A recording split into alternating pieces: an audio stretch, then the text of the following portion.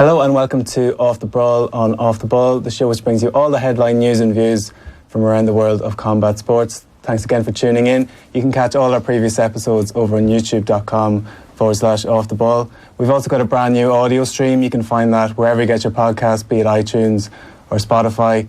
Lots of great interviews there, including 10 world champions. And speaking of which, we've got another world champion on today's show. Katie Taylor will stop by to chat to us about our undisputed title fight this weekend. And another world champion, Andy Lee, is in studio as ever. Andy, how are you? Good, Ronan.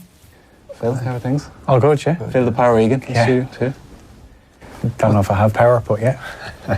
What's your sporting highlight of this weekend, Phil? Is it what's happening in Madison Square Garden, or is it something else? It's going to be unbelievable. Some Saturday. European. Some in Madrid, yeah. I'm going to be an ackle for it, so it's going to test my stamina. Yeah. The whole day. What's the game plan? Are you going to stay up or are you going to get up? I think get up, because I know it's been repeated at 9 o'clock. Can you record off box office on your Skybox? Well, then I can do that. Get up the next morning. Watch it. I tend to watch these things as well. Like I'll be in a house where there's no real boxing fans, so it's not as if they're going to spoil it on me. I can just get up the next day, watch it as live. That's what I tend to do. Well, I'm not at the match. Oh, the match you're going to watch live, yeah. Of course. It just seems like it's been an age coming, so. Yeah, it's like form goes out the window a little bit when it's such a big gap. It is, because it's like any sport. If you're out of practice or out of rhythm, you don't really know how a break is going to affect the team. Who's it going to favour? Yeah. So. Fell out of the ring. Yeah, that's it. Ring rust. Signature weekend, Andy, on the boxing calendar, isn't it? Yeah, it is huge. And huge for Irish boxing. We'll be the first undisputed Irish champion of the world. And I believe she's going to do it. I can't see any way Persoon beats her. Do you? I was watching. Unless Katie has a completely bad night. Yeah, but she doesn't have dragged into a fight, but yeah. But even if she did get dragged into a fight, she'd still win. She will. It'd be more entertaining. And definitely could happen for a neutral. Definitely could happen. Like, I'm sure Katie's tactic is to box and stay on the outside and just get the win, because I was spoken to Brian Pease and he said that's the message, just get the win and don't worry about trading, just box. But Katie, we've seen it a million times, she will trade, won't she? Yeah. She will dig in and have a go if she's challenged. So yeah.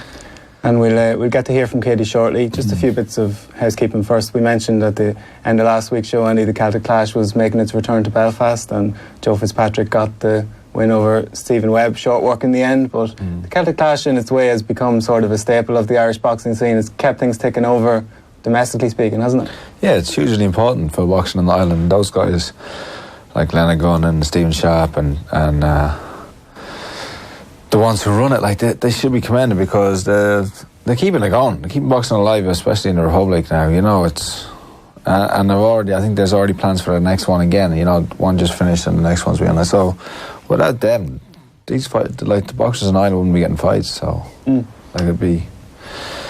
But it was a bit of a low key one up in Belfast. Maybe we didn't hear much of it down here in the south. Did you? I don't know. I didn't see much of it. It went slightly under the radar, but that was off the back of the Clash of the Titans show, which was in Dublin. Obviously got a bit more buzz around this part of the world. Coverage, yeah. And as we talked about at the time, was a brilliant card and a great showcase for boxing, Phil, wasn't it? Yeah, no, and obviously the exposure on TV is always going to bump it up in terms of the acknowledgement and recognition it gets. But the more pro cards we have, the better. And I think we're expecting one soon enough.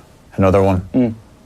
I know Eric Donovan was in, so he's going to be back soon enough. I think it's your call for Eric next, and then it's June 21st. Is it? He's fighting out. And then another domestic show. They're talking September. They kind of thought maybe. And then something totally different. We were just talking about it off air. Andy, Jamel Herring, one of the feel-good stories of the year so far. Mark Kriegel of ESPN did a very good piece, just detailing some of the harrowing stuff he's been through. It would have been the 10th birthday of his daughter Ariana on the night he won his world title, and on Memorial Day weekend as well, having served as a Marine. So just a whole one of these ready-made movie stories. I think he's spoken about having PTSD and stuff like that. So, I guess when you've been through all that stuff, going into a ring, it doesn't really compare. It's not, kind of puts it into perspective. But a good win. I haven't seen the fight, but I just saw a video or two when he presented it to the ex-champion back with his belt. Yeah.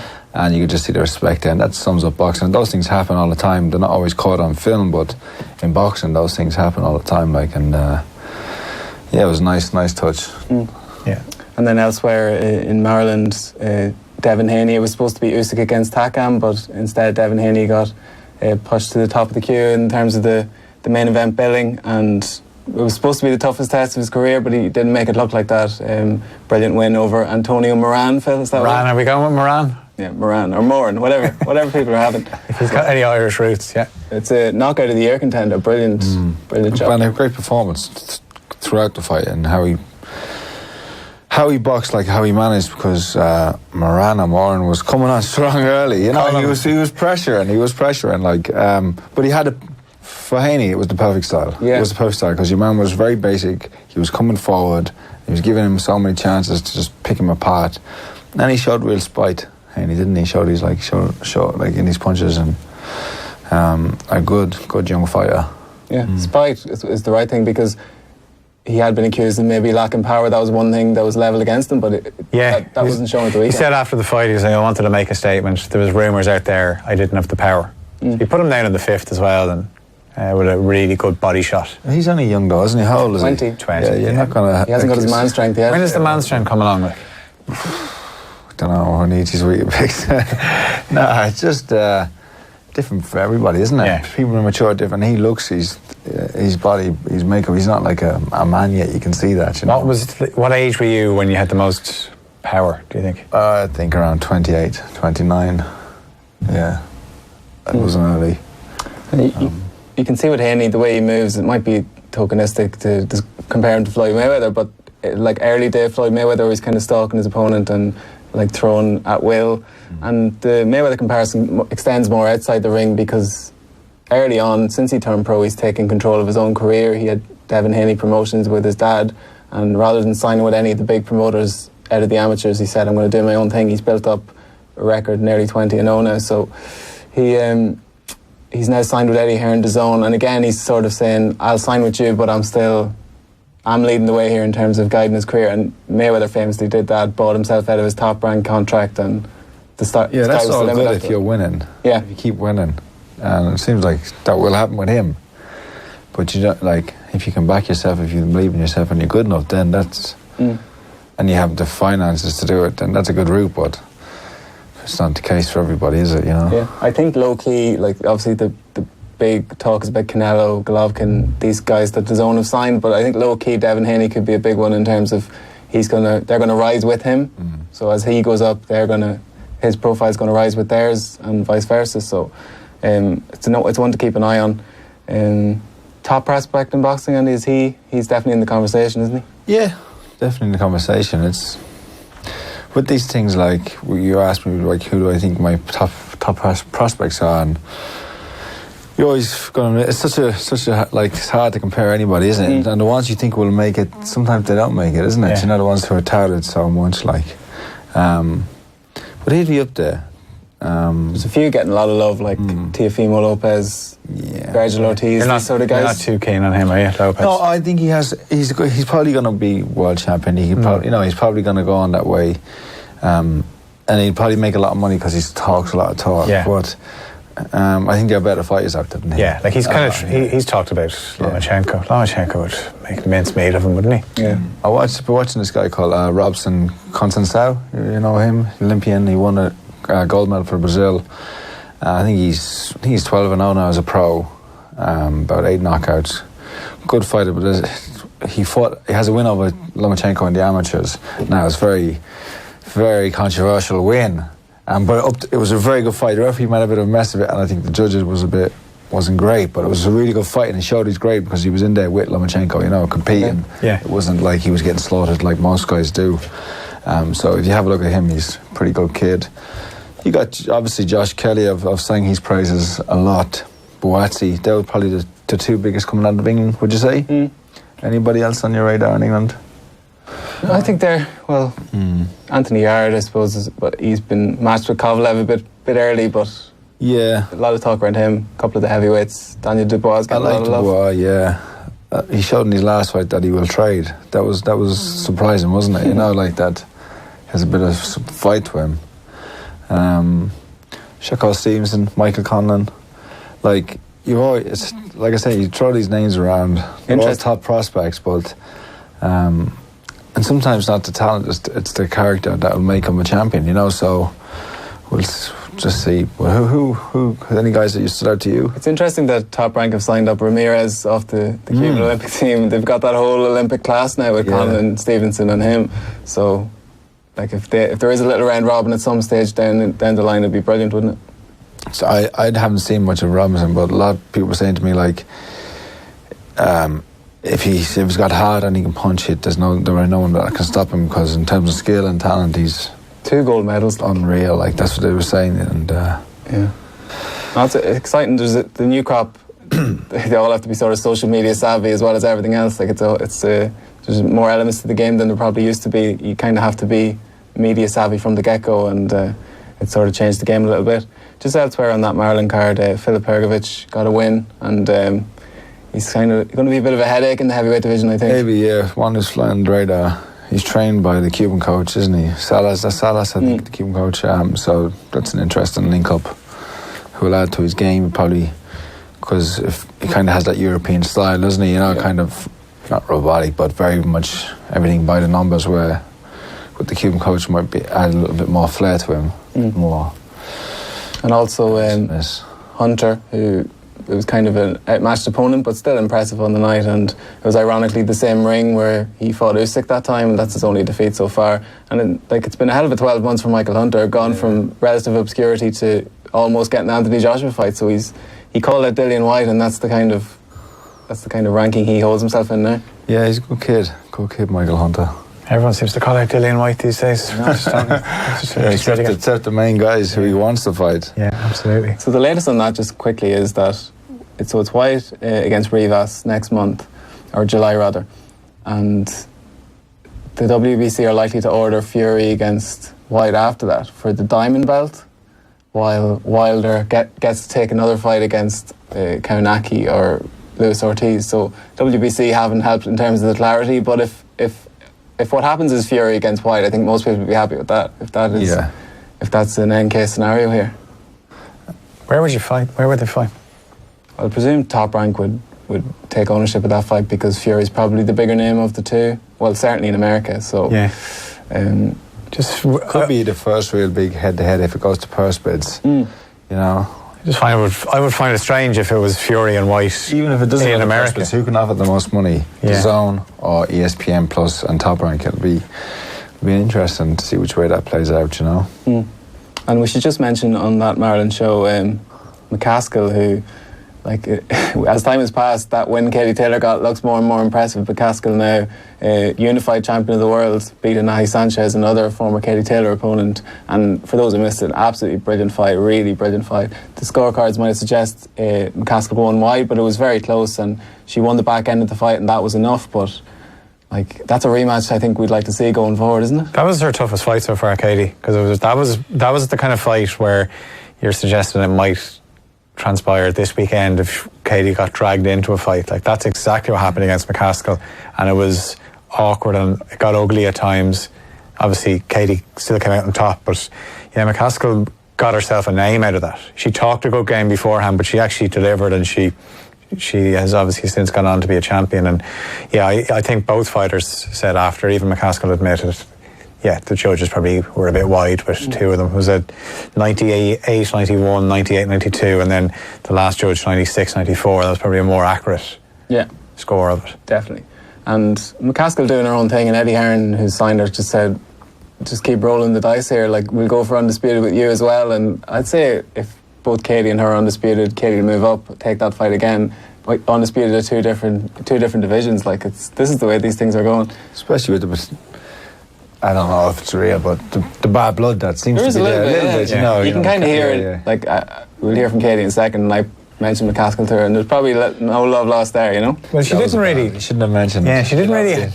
Shouldn't have mentioned someone who she's beaten. Like, but so many fighters would come in and they would talk about how it's an honour to fight somebody like Katie Taylor, but Jessica McCaskill. That's what you want. Like she just kind of came in.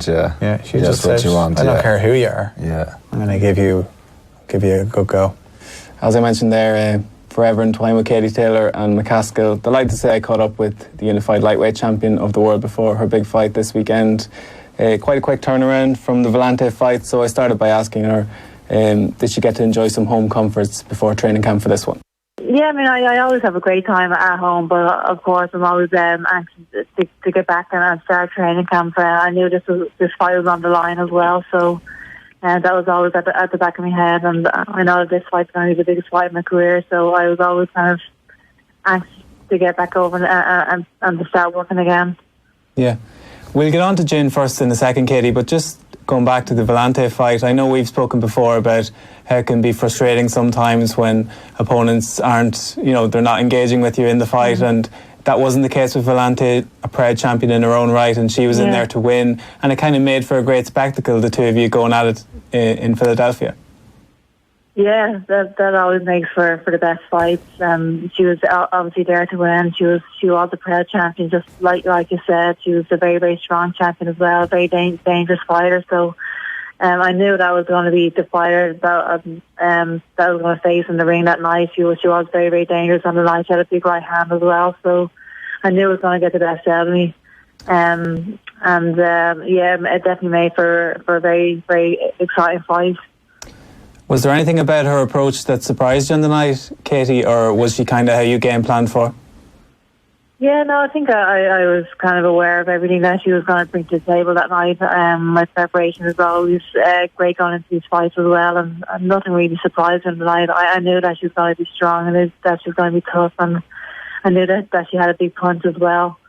And I definitely felt the punches at the start of the fight as well. I she definitely had a nice pop at the end of her punch, so I was definitely aware of that throughout the whole fight. But I wouldn't say anything really surprised me. It was everything that I expected and everything that I trained for, really. And the first flashpoint in the fight came very early in the first round when you dropped her, and it happened so fast that I think people at ringside thought it was sort of a balance thing. It was only on the replay it became apparent it was that brilliant short right hand. Did you think you were going to be able to finish the job there and then? I would have loved to finish the job there and then, but no, I think it was more like a flash knockdown anyway, to be quite honest. It wasn't really hurt that much from the fight, from the punch, I don't think, but it was definitely an important knockdown for me, and it was important to stamp my authority early on in that fight, and that punch and that knockdown was really important going on in that fight, I think. And just on that, I'd be interested to get your thoughts on just the whole format of the 2-minute rounds, Katie. I know Nicola Adams has been speaking about it recently, just sometimes it can be difficult to build momentum in a 2-minute round, and the Volante example is a good one because you probably weren't able to capitalise on that knockdown as much as you might have liked to. Would you be in favour of introducing 3-minute rounds in women's boxing, or are you happy with the way things are? Yeah, I don't really know what the right decision is, really, whether to stay with 2 minutes or whether to move to 3 minutes. I'm not really too sure. I think in the 2-minute rounds, the fights are very, very exciting, and the rounds go by very, very fast, that's for sure. But it is a different fight. It does make for very exciting fights, I think. The pace is a lot of times a lot higher in the 2-minute rounds. I'm not sure if there's enough strength and depth in women's boxing for. Obviously, the top girls will be great in a 3-minute round, but I'm not sure really if it's the right decision to move to 3-minute rounds overall. But I'm happy to do either one. Obviously, I train, I spar 3-minute rounds all the time, and that would be another great challenge for me, I think. But I'm happy either way, really. Yeah, and you ultimately did get the finish in Philadelphia, and it definitely felt like one of your more complete performances in the sense that, like, you started boxing on your toes and then you started to walk her down as the fight progressed. That must have been a pleasing factor that you were able to sort of showcase your full skill set on that night. Yeah, definitely. I think I definitely am getting better and better in each fight, and I am adapting my game, and I'm becoming more of a professional boxer, I think, in each fight as well.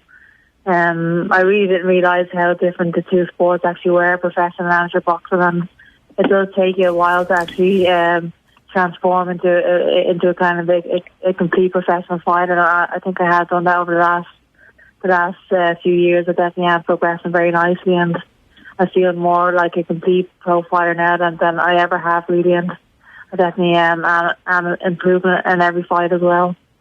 Yeah, you mentioned your amateur credentials there, and they're well known, and you're probably renowned the world over as the super slick boxer. But do you think maybe some of these girls underestimate how good you are up close and how good you are fighting on the inside?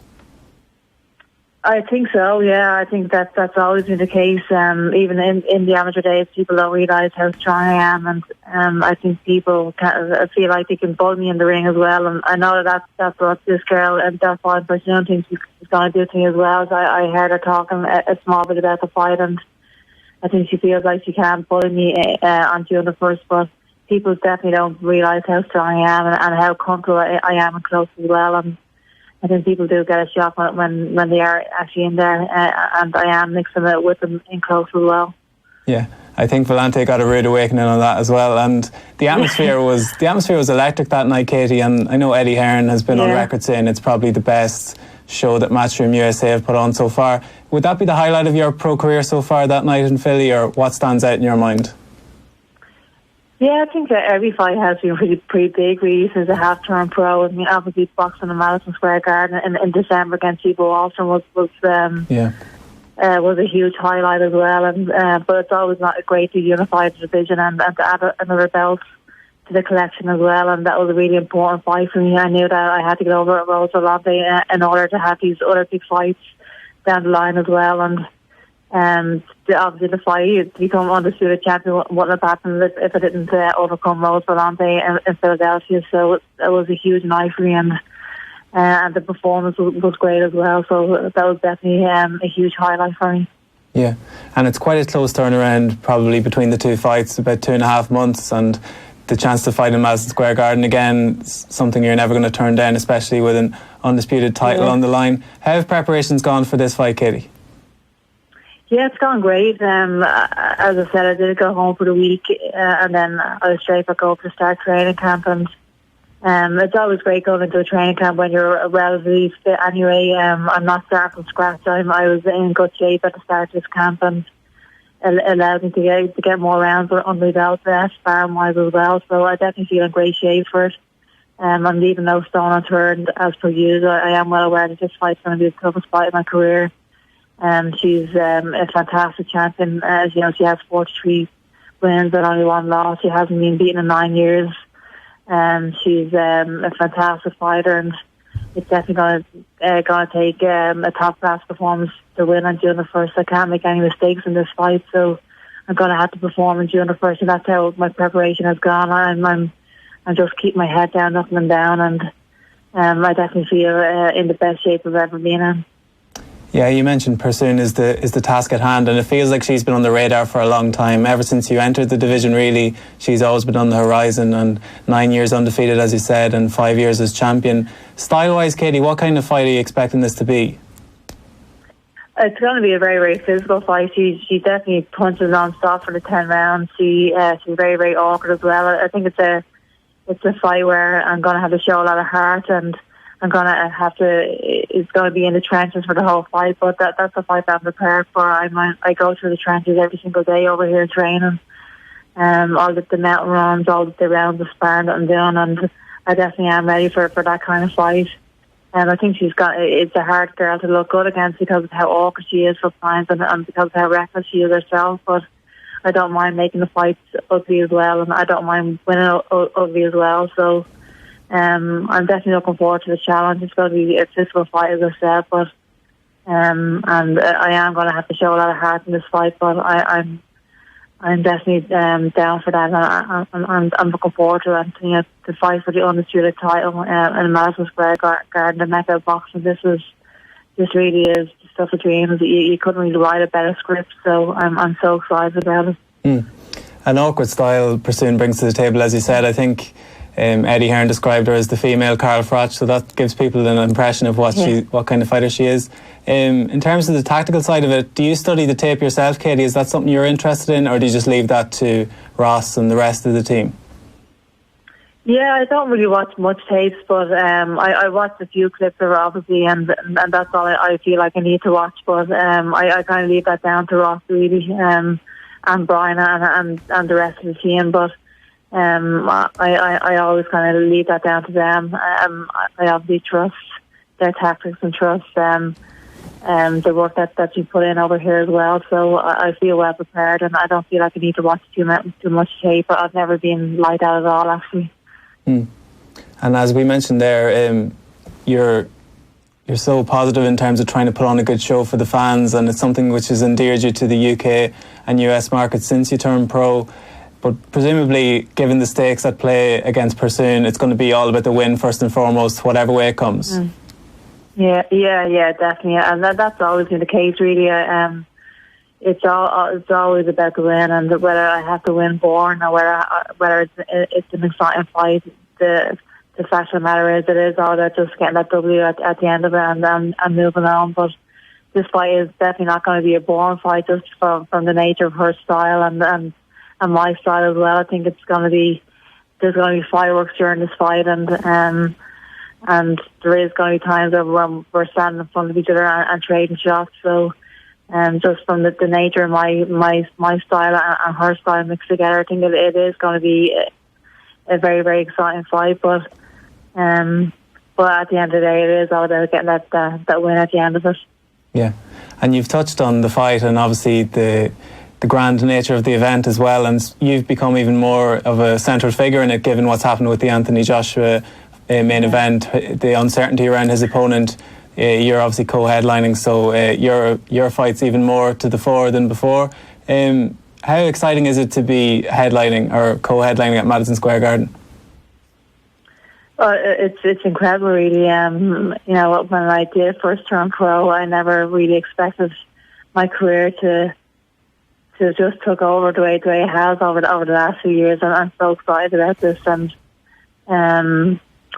it's definitely exceeded all my expectations, really, and the co-headline at Madison Square Garden. I mean, I never really would have expected that, so I can't believe what's happening, really. And I'm just trying to stay focused and stay focused on the actual fight. And these are the nights I've actually dreamed of when I was a young girl, so I can't wait for it. And just on AJ, like obviously a fellow gold medalist from the Olympics, and he's someone who comes out and says that he watches your fights, he studies your fights to improve his own game. It must be refreshing to hear that kind of praise from someone of his stature as well. It is actually, and it's actually quite humbling to hear that from the best, one of the best fighters in the world today. So it is great, and Anthony Joshua has been an absolute gentleman since I've known him throughout my amateur career as well, and he's always been really supportive of myself and of women's boxing as well. So it is great to hear that from him, and I'm excited to be on his undercard again, really. And I think I saw on Anthony Joshua's undercard on numerous occasions now, and I always love the occasion of boxing on his undercard, and the nights are always really exciting. He always gets obviously a huge crowd behind him as well, so I can't wait. And you mentioned he's one of the main fighters in the world at the moment, and we've had some good pound for pound action over the last few weeks with Canelo and Terence Crawford, Lomachenko, and even Clarissa Shields as well. Is there anyone you're enjoying watching at the moment, Katie? I know you're a student of the game. Is there anyone that you like to watch at the moment? Yeah, I mean, I think Canelo for me is just absolutely outstanding to watch. I mean, even looking at that fight last week against Jacobs, at the two top heavyweights in the world, and I just thought Canelo was so smart during the fight's head movement, and his defence was absolutely exceptional. And I think all the pound for pound guys are just really exciting to watch. Obviously, Lomachenko, Crawford, they're all incredible to watch, and even some of the up and coming fighters over here are fantastic as well. The likes of Teofimo Lopez and Shakur Stevenson and likes of Michael Conlon. They're all just outstanding fighters, and they're all going to be superstars in the sport soon as well. So I think you can learn from any of those guys, really. And I think one of the most important and one of the most underrated things as a fighter is to sit down and study those kind of fighters as well. That's where you learn, and that's I think every weekend I sit down and watch a couple of fights and of kind of those top guys, and I can't get enough of watching top quality boxing like that. Yeah, and I mentioned Clarissa Shields there as well, and just in terms of the women's boxing scene, I know two of your former opponents, Jess McCaskill and Ahi Sanchez, are going to be contesting at world level again up at super lightweight. I was just wondering, who would you consider to have been your toughest opponent to date, Katie? I think I don't know really. I think they've all have been different challenges. Really, Rose Valente was very, very strong. Yeah. Jess McCaskill was very strong as well, and I definitely think I've improved since the Jess McCaskill fight, and Bustos was very, very tricky. She was very cagey, so that made for an interesting fight as well. I had to be very, very patient in that kind of fight. And I think every fight has been a different challenge for me. And at this stage, there's no such thing as any easy fights. Every fight's going to be a hard fight. So it's hard to pick out one particular fight to be the hardest. Yeah. And I know it's not really your style to be overlooking the task at hand, but there's always been talk about that Amanda Serrano fight, and it was my understanding that it was part of her DAZN contract that a fight with you was sort of stipulated for the back end of that contract, and yet there's some cold feet from her part, or so it seems. Do you take much notice of that? Is that still a fight you're interested in? Yeah, that's definitely the fight I'm interested in. I honestly feel that Delfine Persoon is a harder fight than Amanda Serrano, and I do have to get over this fight. I do feel like this is going to be the toughest fight of my career to date, but once I get over that fight, the Amanda Serrano fight is definitely on the cards, and that's the fight that makes sense next, really. It would be such a shame if that fight didn't happen, or if she's pulled out of the fight, or whatever's going on her end. But that fight has to happen. It's the fight that everyone wants, and it's the fight that everyone's been talking about. The half-term pro as well. It's probably the biggest fight in women's boxing right now. So that fight really does have to happen. It's important for the sport that fight happens. Yeah, and obviously, last one. It's 13 years since your first World Championship as an amateur, and 13 years later you're still raising the bar and going for this undisputed title on June 1st. When you and Brian and Eddie first set out on this journey as a pro, was this the moment you were building towards, or has this journey even exceeded your expectations? It definitely has exceeded my expectations, that's for sure.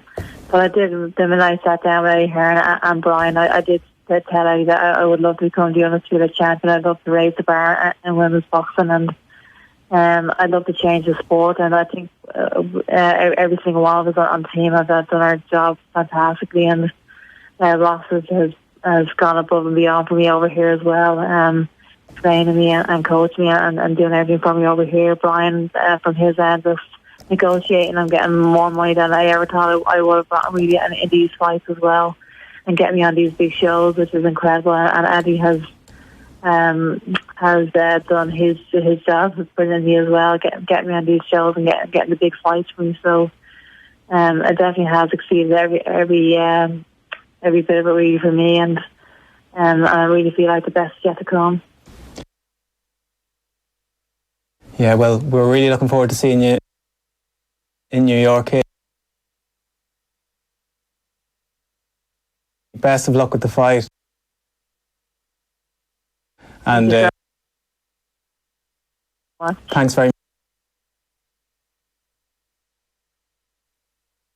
for taking the call. Yeah, thank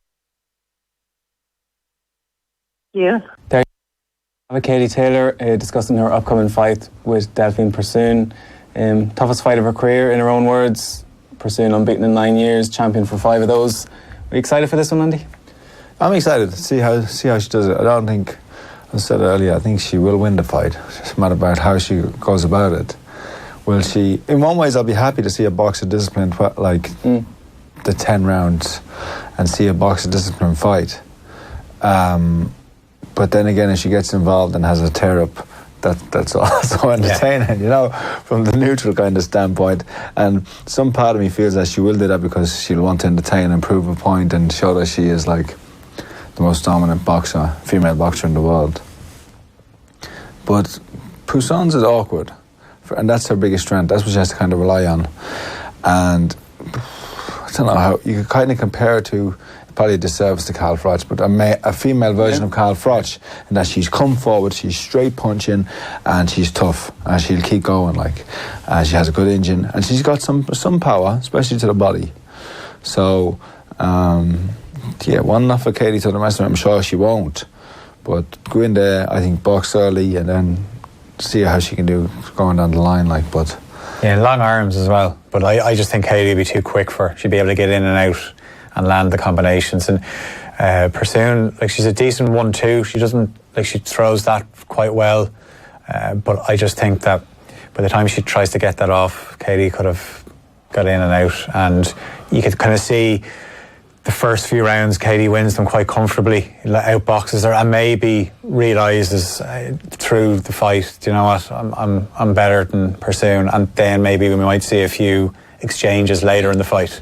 Because if there are exchanges later in the fight, if you're Katie Taylor and you're thinking, if I have one bad round, or where, you take a few risks, they're 2-minute rounds, you can get yourself out of harm's way quick enough, so I think she'll win comfortably on the scorecards.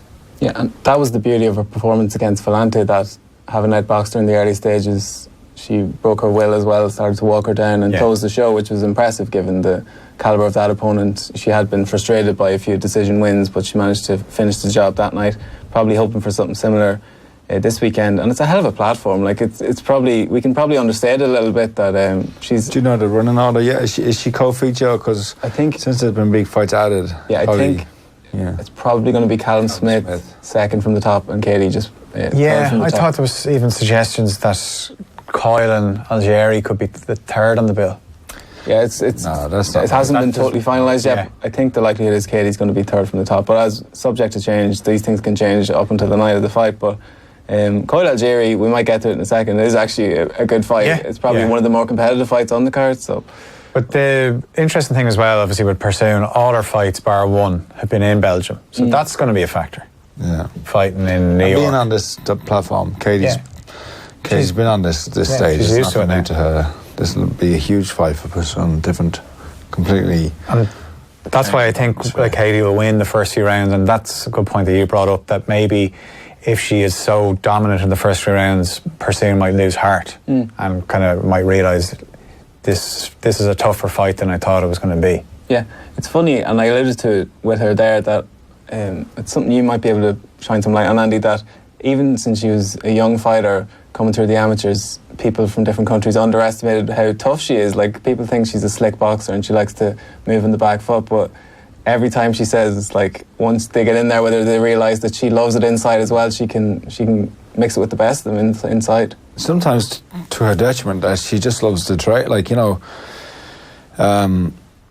all great fighters, I know she's humble and she's so pleasant and everything, but they have an ego and they have a cockiness and a confidence. And when Katie takes this shot, it's you kind of offended her. It's an affront to her, so she wants to respond straight away, and that's when those exchanges kind of ensue. That she'll get caught up in a trade-off. But it's good, but sometimes it can work against her, especially if she. But I think she can punch with and trade with Persoon at times. Although Persoon is a straight puncher and pretty accurate as well. Katie's more quicker, probably faster to get off.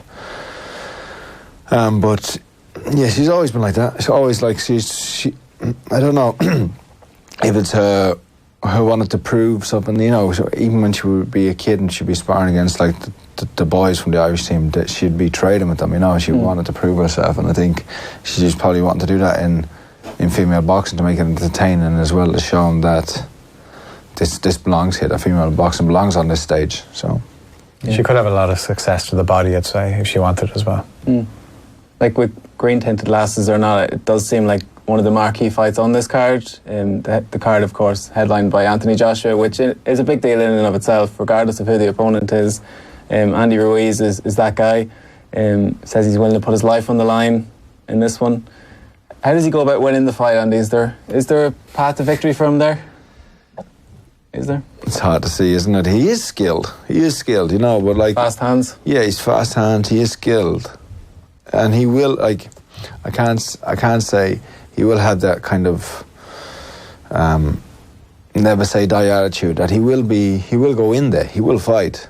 And it's a huge moment for him if he can win this fight, be the first Mexican heavyweight champion. You think about the history of Mexican boxing and all the champions they have, but I don't, like, it's just hard to see. He's not very mobile, he's not very elusive. Do we know what weight he's going to come in at?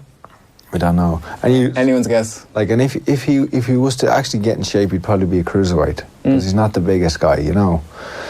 And I don't know, but like looking at some of the photographs, I'll be interested to see what Anthony Joshua comes in, because he looks like he's trimmed down a lot to me. It'd be interesting to see what he comes in, what weight he is, you know. Yeah. Because he had been getting bigger and bigger over his last few fights. It seemed to be like, even though they were saying he was going to be light at this time, fast this time, he actually got bigger. Yeah. But so I don't know. We'll see. He looks like he's trimmed down a bit. Yeah, because Ruiz is he's fought like before where he's been nearly 300 pounds. Like, he's not going to be that big now. I think you're looking around the time he fought Parker, he was under, maybe just under 250, or maybe he was just above 250. But I'd be interested to see what weight he comes in at. But Any idea of the purse he's getting paid? For him, I'm not sure. I don't think it's as much as it was offered to Luis Ortiz, for example. But Luis Ortiz, who turned down 5 million for some reason. Yeah, well, It'll be 3 million. I'd say in that ballpark. Yeah. Like, there's obviously the way it's done in America and the way it's done here is slightly different. The purses will be disclosed, but I'm not sure if they're wholly accurate. I think it does vary, A doesn't lot of times, not what you're actually getting paid. There's ways to do it where you can pay some money to a company. You know, you only take so much in the purse, and I don't really like that they announce the purses. It always seems like Dan Rayfield takes great pleasure in announcing the purse, especially when one fighter on the card is getting millions and the other guy's getting a couple of $100,000. Yeah, I heard of GDPR, you know. So like, I think it's a bit disrespectful to put it out there. Like, when it's big money, it's great to be banded around, because like, it's shown these guys are making money. It's hard earned, hard fought for, and it's good to see, and it incentivizes younger fighters to get to that level. But when it's two guys fighting, you know, and I don't know, someone's like, I don't know, looking down their nose a little bit, and I don't really like it. You? No, well, it's just because it's not always accurate is the main thing. It's not, yeah. Like, people will be, and then if people come in and say that's not what I'm getting, then they look sort of picky about the whole thing. Yeah. So, and as well, there's no benefit to it, really. Yeah, there's no benefit. Like, who gains from this apart from people like to keep an eye in it and see who's making what, what's coming up, but it's not the actual figure. You know, it's not the actual figure. Just what's on the contract. He has to put in a performance, though, Joshua, doesn't he? He has to. Yeah, just to clean him. Just to clean him out. You know, what constitutes a good Saturday night for Anthony Joshua here? Like, is a one-round win, does that do anything for anybody? Yeah, it does a lot for him. It makes him look like Americans don't want to be hanging around watching the bar and two heavyweights tip-tap around.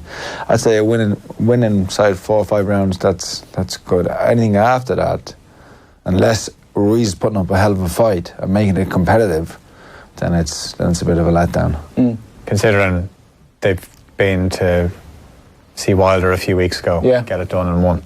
But Sky Sports released that documentary again, when Naz went to New York against Kevin Kelly, and many times have you watched it? It didn't go entirely according to plan. Kevin Kelly, he's a fighter. Yeah.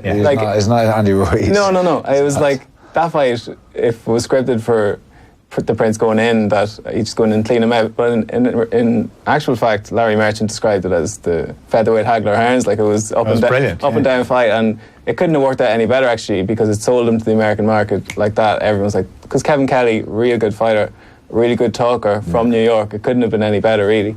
So it's hard to know what Joshua. He's not going to get anything like that level, but hopefully he can get the right recipe. Well, they're going to put up a huge, like, a huge production in terms of his ring entrance, the build-up, you know.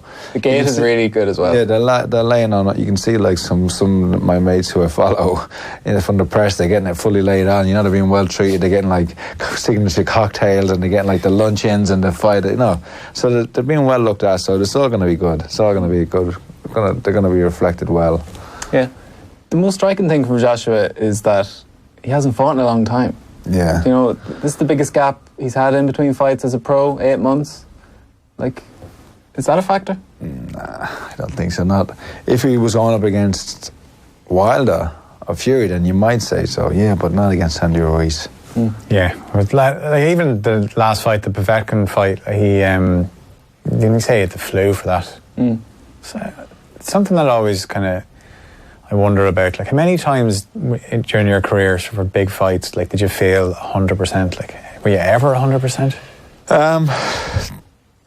Maybe a few times, but there's always something. There's always something, especially when you're training hard and pushing your body to its max, and then losing weight as well. So your body, you're always susceptible to colds or. Joshua actually said that in the lead up to this fight. He said he can never understand how these fighters come along and go, I've had a great camp. He's like, I'm wrecked after the camp, broken up because battered, bruised, but that to me is a good camp, is what he said. Yeah. There's a lot of times you don't. And then, not only that, everything that goes on outside of the gym, you know, like whatever stresses you might have in your life, and like nothing stops life from moving on, so you don't know, like that. And all those things, as I said before, they play out in the fight, they play out in your performance, and you might not look good, but you might not, there's always a reason why, you know, if you have a bad performance, why you had it, you know. So you can like predict a good performance if you're preparing for a fight where you eliminate all those things. You take yourself away from your family. You know, that was the idea of fighters going to camp. Like this term, I'm in camp now. But you train at home. That's not camp. Yeah. Camp is getting yourself, going somewhere that's isolated and training hard and bringing just you and your team and switching off the phone. Don't be like on social media and train, you know, and that's camp. If people are saying, I'm in camp, how long is your camp? But you're training like in your normal gym with your family and you're going home and you're doing it, that's not camp. I'd like to see that, well, like phrases in boxing. Like there's been a few of them going around Twitter, like, you know, the phrases that people say in boxing, I'm in camp. Let's switch to like another one, like can't wait to get under those lights. I put on Twitter, like I know Frampton had a few of them there putting on Twitter, like, you know, there's like we should come up with like the most cliched phrases ban these 10 phrases. They're just gone now, like and then this we had a great camp. We had a good first round. Yeah. Great we did well, you know, like that who's we? That one really annoys me, actually. That's kind of being funneled out now, because that was a real thing from the 2000s. Like, I'd like to thank Al Heyman. Thank Al Heyman, then thank God. Yeah. The order correct. Phil, it's an analogy you've used before, the old what's par for Andy Ruiz here? What can he go in here and think, I've had a good night's work? I'd say if he went 8 rounds, I'd be very impressed, because I can see him getting put out in 2 or 3 with a crusher of a right hand. I was watching back his fight against Joseph Parker, and at times he struggled to get close to Parker. So I don't see how he's going to get and put any kind of pressure on Joshua. Yeah. Another styles make fights. What do you think? Another cliche for you, but like Jarrell Miller is not as good a fighter as Andy Ruiz, and yet he probably would have been a lump to get rid of for Anthony Joshua. He would have been more of a. We know why he's a lump, though. Yeah. I mean, but like what Bob Arum said, that if Tom Schwartz was fighting Andy Ruiz, who would be the favourite? Who would you be backing? Who do you think? Ruiz would destroy you. You think so? Whatever about it, like who would actually watch that? Is it? Teddy Atlas says Tom Schwartz isn't a household name in his own house. So, we mentioned the chief support there is likely to be Callum Smith against Hassan and Dam, who's managed to land himself another world title shot here. Callum Smith, a new dad, so that explains his layoff since the George Groves fight, but there's oceans of untapped potential with Callum Smith. Like he hasn't been active enough in his career, really. Granted, he hasn't really got the opportunities, and the talk is taken in terms of his time at super middleweight, because he's such a big guy. There was a picture of him with Anthony Joshua on Monday, and he's basically the same height as him, so light heavyweight is very much, it's nearer than further away. He needs to get some big fights in. The Canelo one, like, that could only happen at super middleweight.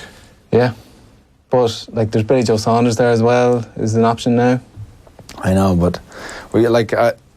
Even when you like, we know what we're saying, he needs to get some big fights, but like, we look what he's achieved after whatever he's done. Totally. He's won every belt there is to win. Totally. From the start, like from domestic, from British, European, all the way up. But the only fight he's able to showcase how good he was against Groves, and even before that, when Groves was the favourite, and I was like, Callum Smith is in his prime here. He's I think they were just basically off their reputations, wasn't it? You know. Yeah, he's a really good fighter, isn't he? He's really, really good. And he's kind of like, he's like the perfect Joe Gallagher fighter. You know, he's like, if Joe Gallagher molded a fighter, like he's trained him and he's done an unbelievable job with him, you have to admit, like, and he's made him one hell of a fighter. But yeah, like he has some talent that comes, obviously the talent comes from Callum himself, but in terms of his style and the body punching, he's just a Joe Gallagher fighter, Yeah, and like you'd imagine Ndam won't posing much problems at this stage in his career, but Canelo, I'm sure Canelo looks at him and sees a one. I think there could be rounds where Ndam is not going to be, like, Ndam's not easy to hit now. He's old, he's shop worn. Yeah. He's not the fighter he used to be. Like, this was 5-6 years ago.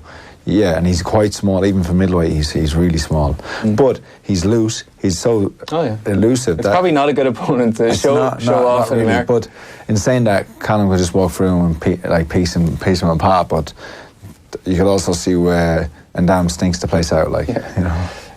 Canelo, I was just going to say, probably looks at Smith and sees a one-dimensional Joe Gallagher fighter, but there's more to him than that. There is subtlety to how he picks his shots, and that would be a brilliant fight. I just can't see it happen. There's a nice little line as well, because of Liam Canelo, you know, the brother. You can see the video already, can't you? The promotion on it. In black and white, you know, like, and Callum outside the ring looking up, and then Liam getting stopped. And then, like, they should cut to, like, Canelo pointing down at Callum.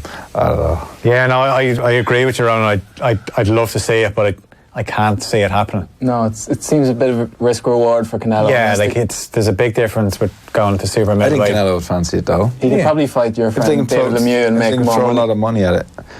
I think David Lemieux's time is done now, isn't it? Yeah, but I'm saying Canelo could fight him instead of Smith and make probably more money in America, you know? Well, I think if Eddie Hearn wants to back his man and throw a lot of money at it, then they could. Then I don't think Canelo would see.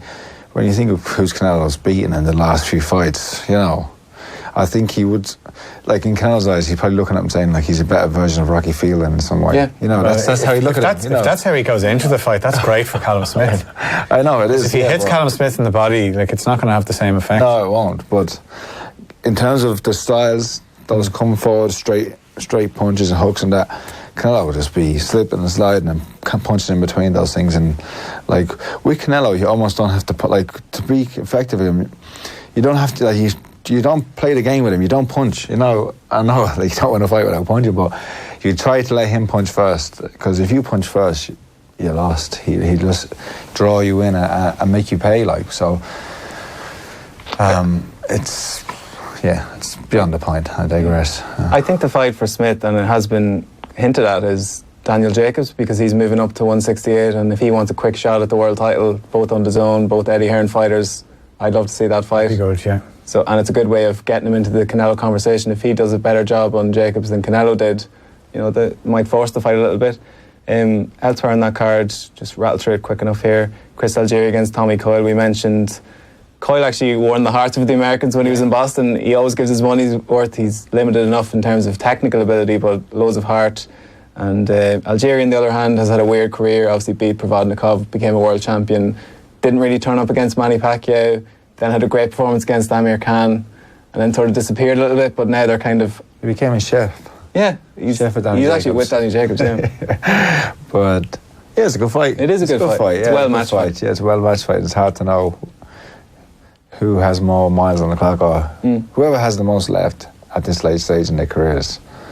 And Algieri's from the area as well, so yeah, he's a New Yorker. That's why I was thinking it might be bumped up ahead of the Katie Taylor fight. But yeah, I think it's a good one to open the card, because there should be action in it. Another well-matched fight, Josh Kelly against Ray Robinson. It's a tough name to live up to, Andy. Yeah, the new Ray Robinson. Yeah. He's actually a handy fighter. Obviously, not on the level of Sugar. I don't remember who he lost to, but apparently he won the fight. He's coming off like a lesson, which he apparently won. Your man Kavalauskas, that top rank, because they're obviously running out of welterweights, were lining him up to face Spence, and Robinson beat him. Like, it was a rule to draw, but Robinson got the win there. I thought certainly no gimme for Kelly. No, and again, going first time in America, everything different, everything new experience, but I just don't see, I don't see anyone beating Josh Kelly till he gets to the very, very top, you know. And we mentioned Naz there, Phil. This is Kelly's going to want to go in there, do something similar. The American fans are going to love his style, I think. Yeah, people kind of accused him of maybe overdoing it in his last fight, but he's got that style that's going to suit the pro ranks and has the look. It'd be interesting to see if, you know, because you mentioned his last fight and the reaction, and I put out a tweet saying how good, something along the lines that I thought it was good, and the amount of tweets, negative tweets I got back. But I wonder what it'll be like with the American crowd. Will they appreciate that kind of stuff? You know, I think they will. He just needs to put an exclamation mark at the end of it. Like, if he can stop this guy, and that's no guarantee by any means, but if he can at least look good or maybe win conclusively, I think he'll be pleased and the public will be pleased with that.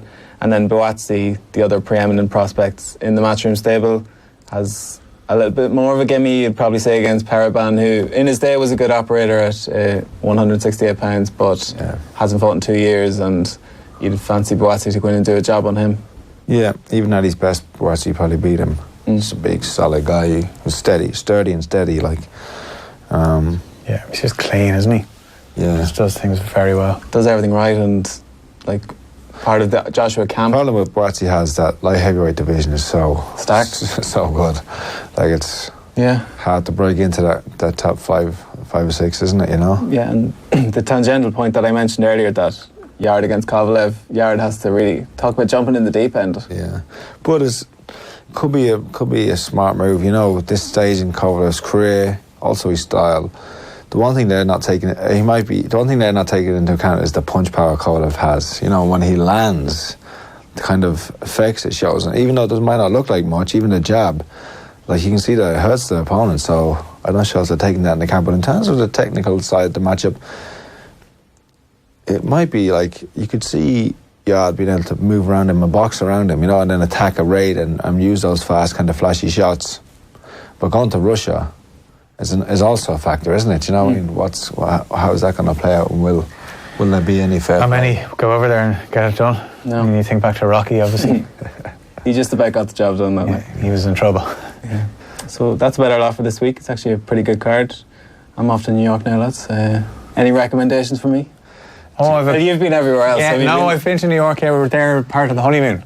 You like pizza, don't you? I do. I have a place that it's off the beaten track. We found it completely by accident. Give them a plug, then. I can't even remember it, but I have the card at home, and I'll send it to you. You go to the Jimmy Glenn's bar? Yeah, I'll try and get as much stuff as I can in. Mendes boxing gym. It's good. Yeah. Always good. Fight week, that's where a lot of the fighters train. Right. Mendes, 27th Street. Top of the Rock. Go to the top of the Rock. Don't do any of the tourist stuff. Don't mind the Empire State Building. Go top of the Rock. I'm going to be walking around with a Statue of Liberty hat on Thursday. It's some weekend of sport. Stay away from Trump Tower, though. It's some weekend of sport, though, isn't it? Yeah, it's going to be class. TV on lockdown. Yeah, that's it. So, Liverpool going to win? I think so, but if they don't, I might not be back here next week. Okay, Phil. Man United fan. Only one can win. Liverpool or Katie Taylor? I think I have to go. That's an awful question to put on to me. What does Man United fan Andy Lee say about this match? I don't care.